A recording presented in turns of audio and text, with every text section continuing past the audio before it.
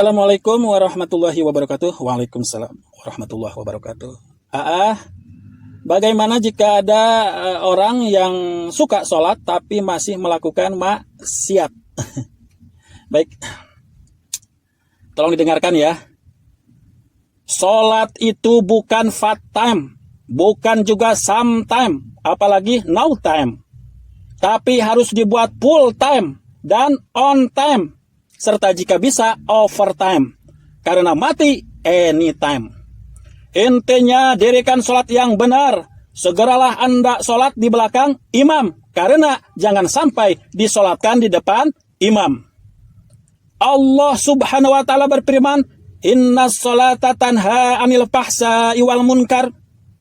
Sesungguhnya sholat itu mencegah dari perbuatan keji dan mungkar. Surat Al-Ankabut ayat 45. Di sini saya bagi menjadi dua ya. Yang pertama, ada yang disebut tukang sholat, dan yang kedua ada yang disebut ahli sholat. Kalau tukang sholat yang gimana? Tukang sholat itu STMJ. Sholat tegak, maksiat jalan. Suka sholat tapi masih mengkonsumsi kokain, ganja, ekstasi, heroin, bir, rum, whisky, vodka, wine, tequila, sake, soju. Suka sholat tapi masih tidur dengan depadasi, auletrides, jonah, yingci, tawaib, jugun lampu, ganika. Tahu tidak itu artinya apa?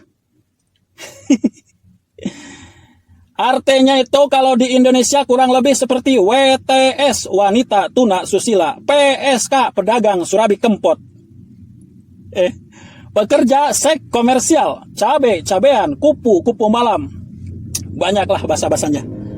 Jika suka sholat tapi masih melaksanakan hal-hal seperti contoh tadi, berarti termasuk tukang sholat. Sholatnya hanya rutinitas, menggugurkan kewajiban. Sholatnya hanya gerakannya saja. Terus bagaimana dong? Sholat yang benar itu, jadilah yang kedua, yaitu ahli sholat. Yaitu sholatnya benar. Jika benar sholatnya, maka bisa mencegah dari perbuatan keji dan mungkar, alias tidak melaksanakan seperti contoh tadi, atau maksiat. Bagaimana sih sholat yang benar itu? Sebagaimana diuraikan oleh Hujjatul Islam Imam Al-Ghazali dalam kitab Ihya Ulumuddin, yakni yang pertama, hudurul qalbi, menghadirkan jiwa. Ketika melaksanakan sholat harus konsentrasi penuh semata-mata menghadap kepada Allah dan mengharap keridhoannya. Segala hal yang bersifat keduniaan harus kita lupakan sejenak agar kita tidak termasuk ke dalam golongan orang yang celaka karena tergolong yang melalaikan sholat. Allazina hum an sholatihim sahun.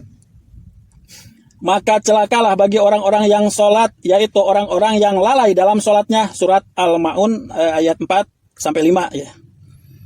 Yang kedua, tapahum, yakni menghayati apa saja yang dikerjakan dalam sholat, baik berupa bacaan maupun gerakan anggota badan lainnya. Karena di dalamnya tersimpan makna pernyataan kesiapan, janji dan kepasrahan secara total kepada Allah subhanahu wa ta'ala.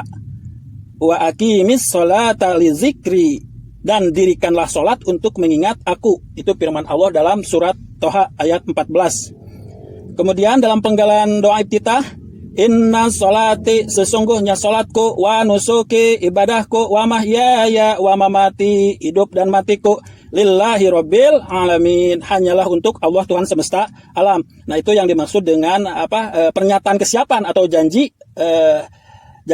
kita kepada Allah subhanahu wa ta'ala. Kemudian yang ketiga, takjim. Takjim itu artinya sikap mengagungkan Allah yang disembahnya, serta adanya kesadaran secara total bahwa manusia adalah sangat kecil di hadapan sang pencipta, yaitu Allah subhanahu wa ta'ala, Allah yang maha agung. Yang keempat, al-khawf, yakni rasa takut kepada Allah. Jadi kita harus takut kepada Allah, juga harus hormat kepada Allah subhanahu wa ta'ala, harus mempunyai rasa hormat kepada Allah subhanahu wa ta'ala. Kemudian yang kelima, ar-roja, yakni harapan untuk mendapatkan rahmat dan ridho Allah subhanahu wa ta'ala. Dan yang keenam adalah al-haya, yakni rasa malu kepada Allah karena apa yang dipersembahkan kepadanya sama sekali belum sebanding dengan rahmat dan karunia yang telah diberikannya kepada kita. Sebagaimana sabda Rasulullah Shallallahu Alaihi Wasallam, solat adalah tiang agama. Barang siapa yang menegakkan solat, maka berarti ia menegakkan agama. Dan barang siapa yang meninggalkan solat, berarti ia merobohkan agama. Itu hadis riwayat Bukhari Muslim. Jadi tadi ya, yang 6 tadi solat yang benar, yaitu yang pertama hudurul qalbi, menghadirkan jiwa. Yang kedua tafahum, yakni menghayati apa yang dikerjakan dalam solat. Yang ketiga takjim atau sikap mengagungkan Allah. Kemudian yang keempat al-khauf, harus takut kepada Allah atau memiliki rasa takut kepada Allah. Dan yang kelima ar-roja, yakni harapan untuk mendapatkan rahmat dan ridho Allah SWT. Dan yang keenam adalah al-haya, atau malu atau memiliki rasa malu kepada Allah SWT. Demikian.